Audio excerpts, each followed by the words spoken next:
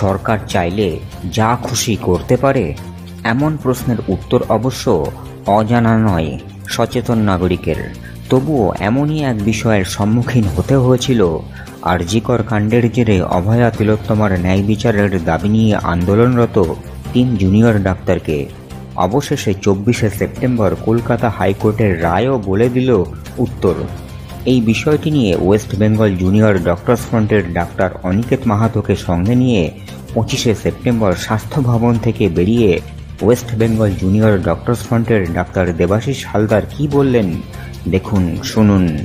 আপনারা সকলেই জানেন, গতকাল হাইকোর্টে মাননীয় বিচারপতি বিশ্বজিৎ বসুর যে এজলাস, সেখানে ডক্টর অনিকেত মাহাতো তার যে বেআইনি পোস্টিং পরিবর্তন এবং তার সাথে সাথে ডক্টর আশফাক এবং ডক্টর দেবাশিস অর্থাৎ আমার যে বেআইনিভাবে পোস্টিং পরিবর্তন সংক্রান্ত যে রায়, সেখানে একটি অত্যন্ত ল্যান্ডমার্ক একটি জাজমেন্ট বিচারকের পক্ষ থেকে এসেছে।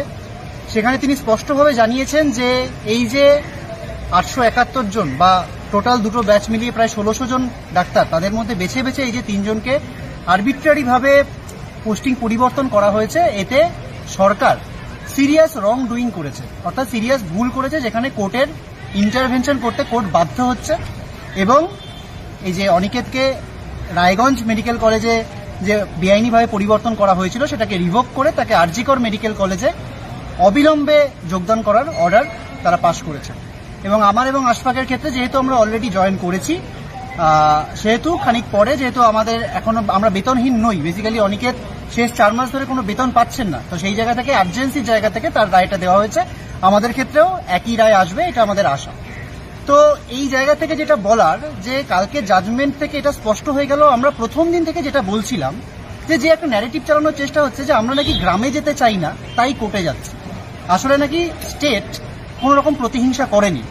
আসলে এই স্বাস্থ্য ভবনে যখন 2 মাস আগে আমরা এসেছিলাম, 4 মাস আগে এসেছিলাম, তখন স্বাস্থ্য সচিব দাম্ভিকভাবে বলেছিলেন যে সরকার চাইলে যা খুশি করতে পারে। কালকে হাইকোর্ট বুঝিয়ে দিলেন যে সংবিধানের ঊর্ধ্বে কেউ নয়, আইনের ঊর্ধ্বে কেউ নয়, সরকার চাইলে যা খুশি করতে পারে না। তো সেই জায়গা থেকেই কালকের যে এই যে কলকাতা হাইকোর্টের যে রায়, এই রায় কোনোভাবেই ব্যক্তি অনিকেত, ব্যক্তি দেবাশিস, ব্যক্তি আশফাকের জয় বলে আমরা মনে করি না, বা এমনকি শুধুমাত্র জেডিএফ বা জুনিয়র ডক্টরস ফ্রন্টের জয়ও নয়। এটা আমরা মনে করি প্রথম দিন থেকে যারা অভয়ের ন্যায় বিচারের দাবিতে প্রত্যেকটা মানুষ যে রাস্তায় রয়েছেন এবং আমাদের পাশে যারা রয়েছেন, এই যে আমাদের সাথে যে অবিচারটা হলো তার পেছনে যে এত মানুষ দাঁড়ালেন, কেননা দেখুন আমাদের হেনস্থা কিন্তু সবাইকে করা হচ্ছে। কেবলমাত্র 3টে মানুষকে বেআইনি পোস্টিং চেঞ্জ করা হয়েছে এটা নয়, আরও বহু মানুষকে প্রতিনিয়ত কিন্তু কাউকে পুলিশি হেনস্থার মুখে ফেলতে হচ্ছে, কাউকে তাদের কর্মক্ষেত্রে চাপের মুখে ফেলা হচ্ছে। তো এরকম নানাভাবে কিন্তু সাপ্রেস করার একটা চেষ্টা চলছে। কালকে যে বিচার প্রক্রিয়া রায়দান হলো, সেটা কিন্তু এই গোটাটার বিরুদ্ধে একটা সপাটে থাপ্পড় বলে আমরা মনে করছি।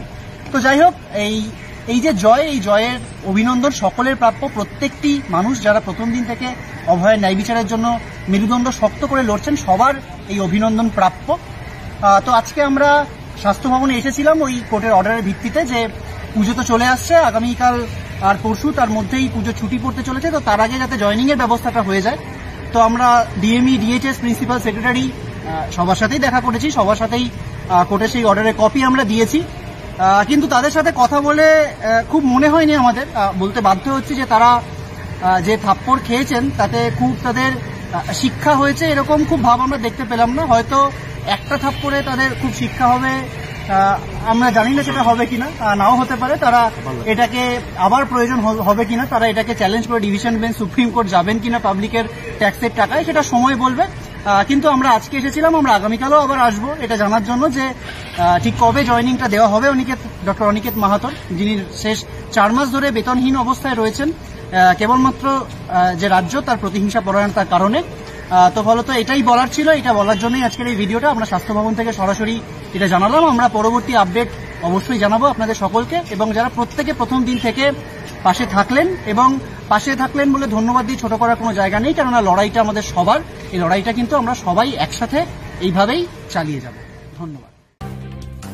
24শে সেপ্টেম্বর কলকাতা হাইকোর্টের রায়ের পর ডাক্তার অনিকেত মাহাতো কি বলেছেন দেখুন, শুনুন। যে একটা রাজনৈতিক প্রতিহিংসা পরায়ণ এবং রাজনৈতিক উদ্দেশ্য প্রণোদিত থেকে এই কাজ হচ্ছে। কিন্তু তার আগে যে কথাটা বলা আজকের দিনে অত্যন্ত গুরুত্বপূর্ণ বলে আমি মনে করছি যে দীর্ঘ প্রায় 4 মাসের কাছাকাছি আইনি লড়াই চলেছে। আইনজীবীদের যারা আমাদের সাথে ছিলেন কাঁধে কাঁধ মিলিয়ে লড়াই করেছেন, দিনের পর দিন হিয়ারিং হয়েছে, আপনারা সবাই সাক্ষী ছিলেন। তাদের যে এই লড়াই, সেই লড়াইকে পুলিশ, এর পাশাপাশি সাধারণ মানুষ থেকে শুরু করে সিনিয়র ডাক্তার, জুনিয়র ডাক্তার, আমার সহকর্মীরা, আপনারা যারা আছেন সবাই, এমনকি এই কোর্ট চত্বরে বহু অগণিত মানুষ আছেন, অনেক আইনজীবী আছেন যারা এই কেসের সাথে নয়, কিন্তু এই ঘটনা, এই কেসের সাথে তারা নিজেদেরকেও একটা জায়গায় সম্পৃক্ত ফিল করেন এবং তারাও বহু সময় এসে এই হিয়ারিং শুনেছেন, আশ্বাস দিয়েছেন। তাহলে এই যে দীর্ঘ 4 মাস অধীর আগ্রহে আপনারা অপেক্ষার মধ্যে ছিলেন যে এই মামলার রায় কি হবে, সেই মামলার রায় আজকে মাননীয় বিচারপতি বিশ্বজিৎ বসু দিয়েছেন। তিনি যে কথা বলেছেন, যে আমরা যে প্রশ্ন তুলেছিলাম যে 871 জনের মধ্যে কেন 2 জন, 677 জনের মধ্যে কেন 1 জন, তিনি কোর্টের এই জাজমেন্টে এই প্রশ্নই তুলেছেন। এবং যে এসওপির বেসিসে আমরা যে কথা বলেছিলাম যে আপনারা স্ট্যান্ডার্ড যে অপারেটিং প্রসিডিওর ছিল সেই প্রসিডিওরকে কেন ভায়োলেট করছেন, যেদিন এই ডাইরেক্টিভ বেরোয় সেদিন আমরা প্রিন্সিপাল সেক্রেটারি নিগম স্যারকে এই প্রশ্নই করেছিলাম যে আপনি যে 2 জনকে সরিয়ে দিচ্ছেন 871 জনের মধ্যে 859 জনকে একই জায়গায় রেখে, এটা কুই বেসিসে করছেন, কোন নোটিশের বেসিসে করছেন। তাহলে আমরা মনে করছি যে একটা স্বচ্ছতার অভাব হচ্ছে, একটা করাপশন বা দুর্নীতির জায়গাকে, ফ্লাডগেটকে আপনারা খুলে দিতে চাইছেন। এটাই প্রিন্সিপাল সেক্রেটারির কাছে আমাদের বক্তব্য ছিল। আজকে তিনি সেদিন এই কথা শুনতে চাননি। তিনি যে কথা বলেছিলেন যে আমরা স্টেট, রাজ্য প্রশাসন, আমরা যা মনে করব তাই করতে পারি। আমরা বলেছিলাম এই ঔদ্ধত্য, এই আন্দোলনের যা নৈতিকতা, যা পরিপূরক, যা দৃষ্টিভঙ্গি, তার সাথে কখনো এই ঔদ্ধত্য যায় না।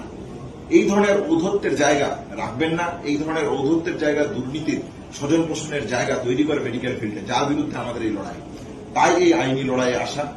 আজকে যে জায়গা, যে আইনি লড়াইয়ের যে জায়গায় আসা, তার মান্যতা আজকে বিচারপতি দিয়েছেন তার জাজমেন্টের মধ্যে দিয়ে। তিনি বলেছেন যে 871 জনের মধ্যে এই 2 জনকে কেন সরানো হলো, কেন ভিক্টিমাইজ করা হলো, এর উদ্দেশ্য কি, রুল কি। এখানে অ্যাডভোকেট জেনারেল থেকে শুরু করে রাজ্যের পক্ষ থেকে যারা লড়াই করছিলেন তাদের দিক থেকে সুনির্দিষ্ট স্পেসিফিক জাস্টিফিকেশন অব্দি তারা দিতে পারেন।